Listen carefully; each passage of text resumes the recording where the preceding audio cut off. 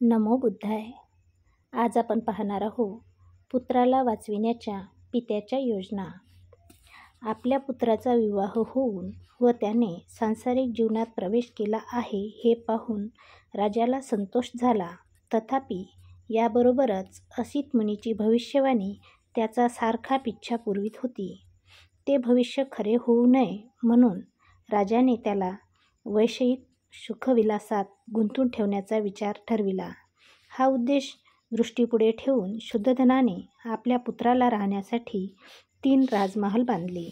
एक उन्हाळ्यात राहण्यासाठी, एक पावसाळ्यात राहण्यासाठी आणि एक हिवाळ्यात राहण्यासाठी.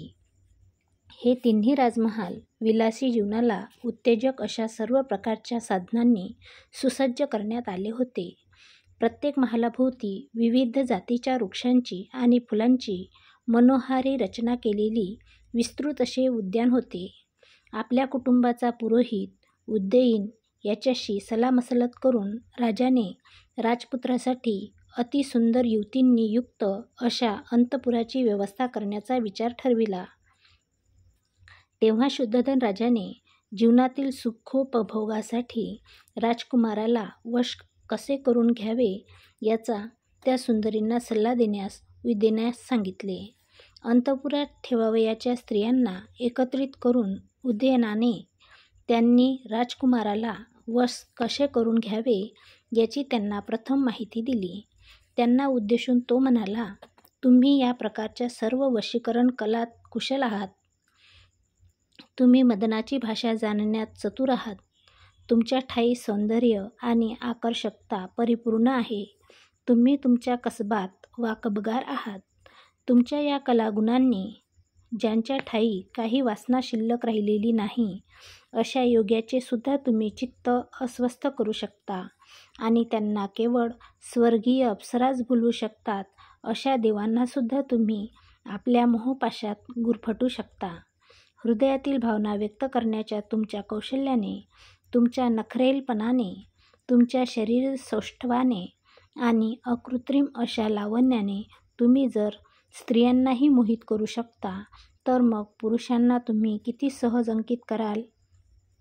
आपल्याला क्षेत्रात अशा प्रकारे कुशल असलेल्या तुम्हाला राजपुत्राला जिंकून त्याला तुमचा बंदी करणे व प्रेमरज्जूंनी बांधून त्याला तुमचा अंकित करून ठेवणे असाध्य नाही. या बाबतीत तुमच्या हातून घडलेली एखादी भित्रेपणाची कृती लज्जेने डोळे मिटणाऱ्या एखाद्या नववधूला शोभेल, पण तुम्हाला ती शोभणार नाही. निसंशय हा वीर पुरुष आपल्या पराक्रमामुळे महान आहे, परंतु तुम्हाला त्याचे काय, स्त्रीचे सामर्थ्य त्यापेक्षाही मोठे आहे.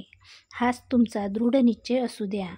प्राचीन काळी ज्याला जिंकणे देवांनाही कठीण होते अशा एका महान तपस्व्याला काशीतील एका सौंदर्यवती वेश्येने लाथा मारून झिडकारून आपल्या पायी लोळण घेत ठेवले होते आणि महान तपस्वी विश्वामित्राला तो तपश्चर्येत निमग्न असतानाही घृताची नावाच्या अप्सरेने 10 वर्ष जंगलात आपला बंदी करून ठेवला होता.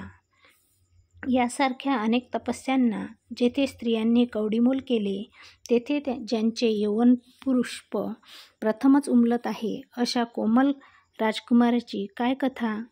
हे असे असल्यामुळे तुम्ही धीटपणाने असे प्रयत्न करा की राजकुळाची वंशपरंपरा सिद्धार्थाकडून खुंटणार नाही. सामान्य स्त्रिया सामान्य पुरुषाला अंकित करतात, परंतु त्याच खऱ्या स्त्रिया की ज्या असाधारण स्वभावाच्या पुरुषांना जिंकतात. ही अशा प्रकारे आपण पित्याच्या योजना बघितलेल्या आहे. तर पुढच्या भागात आपण राजपुत्राला वश करण्यात स्त्रियांचे अपयश बघणार आहोत. तोपर्यंत नमो बुद्धाय. जय भीम.